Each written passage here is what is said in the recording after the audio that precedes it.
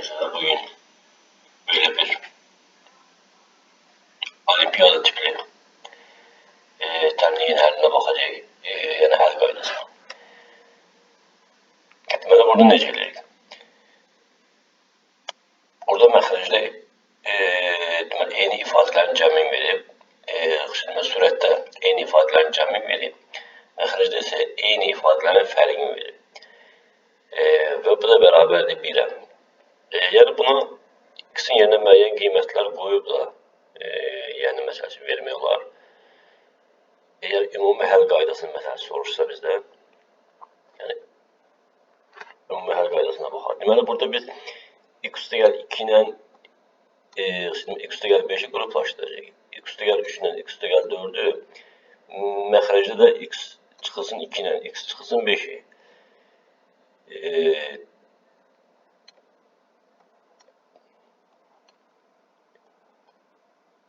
X çıxılsın 3 ilə x çıxılsın 4-ü yəni qruplaşdıracaq. İndi bunları qruplaşdırıb bir-birinə vuraq. Məsəl üçün x üstə gəl 2, x üstə gəl 5. Bunların hamısını bir mötərizədə yazaq. X üstə gəl 3 və x üstə gəl 4-ü bir mötərizədə yazaq. Məxrəcdə dediyim kimi x çıxılsın 2 ilə x çıxılsın 5-i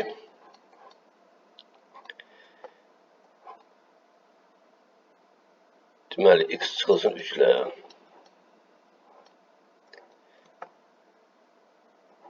x çıxılsın 4. Deməli bu mötərizəni bu mötərizəyə vururuq, bu mötərizəni bu mötərizəyə. Yəni məxrəcdə həmçinin x çıxılsın 2 ilə x çıxılsın 5-i yəni vurub mötərizələr arasında x çıxılsın 3 ilə x çıxılsın 4-ü. Deməli bu mötərizəni vurub açsaq, alacaq bu fasonda. X kvadratı üstə gəl 7x üstə gəl 10. Biraz səliqəsiz oldu, bunu altdan yazaq.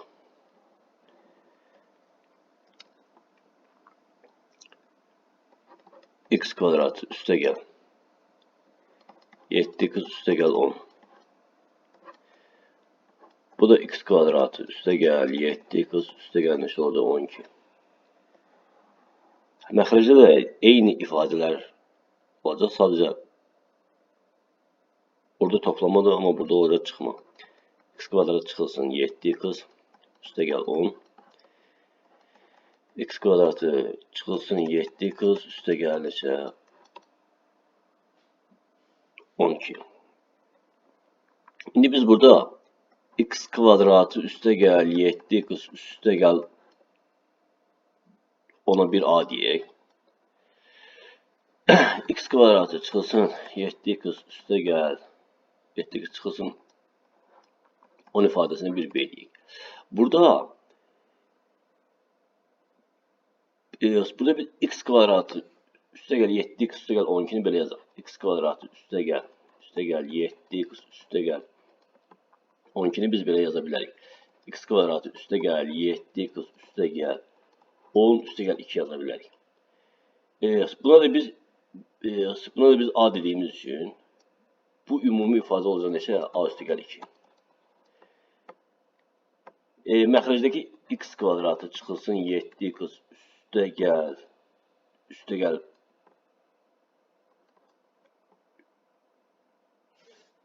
12 ifadəsində x kvadrat çıxılsın 7x üstə gəl 10 üstə gəl 2 yaza bilərik. Biz də bu ifadəyə b dediyimiz üçün bunu belə yaza bilərik. B üstə gəl 2 yaza bilərik. İndi biz bu yuxarıdakı ifadəyə bu deməli oldu a. Bu oldu a üstə gəl 2. Buna da buna demişdik b. Bu olacaq b üstə gəl 2. Biz bunu yuxarıda bax bu şəkildə yaza bilərik. Məsələn, a vurulsun a üstə gəl 2. Məxrəcdə də b vurulsun b üstə gəl 2 yazıb. Deməli bunu deməli 1-ə bərabər eləyə bilərik. Bunun tənasüb qaydasından məsələn kənar hədlərin hasilini orta hədlərin hasilinə vurub bərabər eləsək, A vurulsun A üstə gəl 2 bərabər B vurulsun B üstə gəl 2 şəklində yazsaq,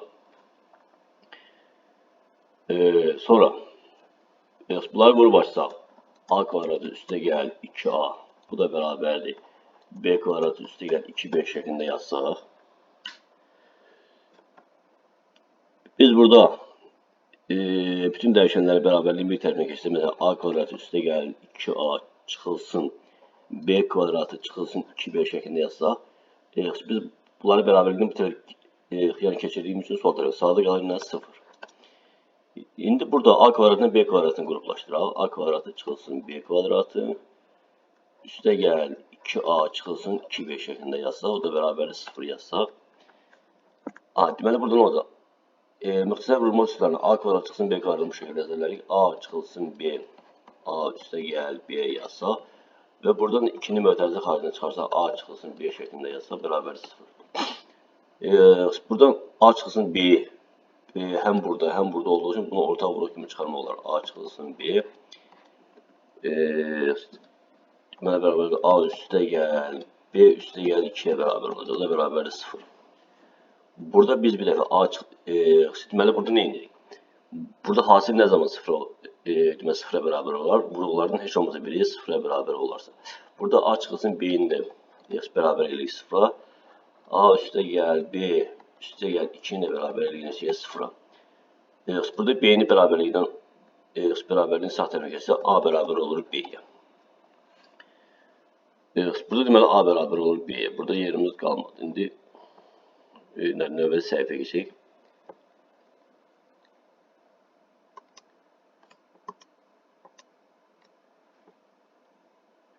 Deməli biz dedik ki, burada A çıxılsın B bərabər elədik 0'a. Bir də A üstə gəl B üstə gəl 2-ni bərabər elədik 0'a. Burada dedik ki, B bərabərliyin sağ tərəfinə keçsin, A bərabər olur B-yə. Bunu hələ ki olduğu kimi saxlayaq. Deməli biz elə bir ki, x kvadratı üstə gəl 7x üstə gəl ona demişdik A. X kvadratı çıxılsın 7x üstə gəl ona demişdik B. Burada da bizə şərtdə A B'yə bərabər olduğu üçün bu ifadəni bu ifadəyə bərabər edirik. X kvadratı üstə gəl 7x üstə gəl onu bərabər edirik. X kvadratı çıxılsın 7x üstə gəl 10 deməli 10'a. Buradakı bərabərlik artıq oldu. Buradan bu x'lar gələcək.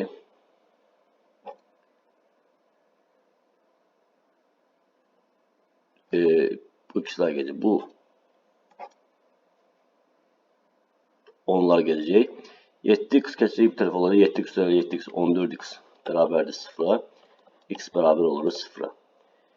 İndi bizdə burada da bir şərt almışıq ki, A üstə gəl B üstə gəl 2 bərabərdir 0'a. Yəni bir dəfə də biz bunları A'nın yerinə bu ifadəni yazmışıq, B'nin yerinə bu ifadəni. İndi bu ifadəni gətirib A ilə B'nin yerinə yazırıq. X kvadratı üstə gəl 7x üstə gəl 10. Üstə gəl x kvadratı çıxılsın 7x üstə gəl 10 üstə gəl 2 bərabərdir 0 yazırıq. Burada deməli, x kvadratı yazır, 2x kvadratı. Bu 7x'lar gedər. Çünki birinin qarşısında müsbətdir, birinin qarşısında mənfidir. Bunlar gedir. Burada qalır 10, 12, 10 üstünə 10 gələndə 20 üstə gəl 2 gələndə eləyir, 22 bərabər 0. 2x kvadratı bərabərdir mənfi 22, x kvadratı bərabərdir mənfi 11. Deməli, heç bir ifadənin, yəni kvadratı, heç bir ədədin yəni cüt dərəcənin kvadratı mənfi olmadığı üçün bunun həqiqi kökü yoxdur. Amma bunun kompleks kökü var. Yəni x kvadratı bərabərdir mənfi 11 yazsaq, yəni bunun kompleks kökü bərabər olur plus minus kök altında 11 vurulsun i'yə. Və bu da bizim misalımızın həlli.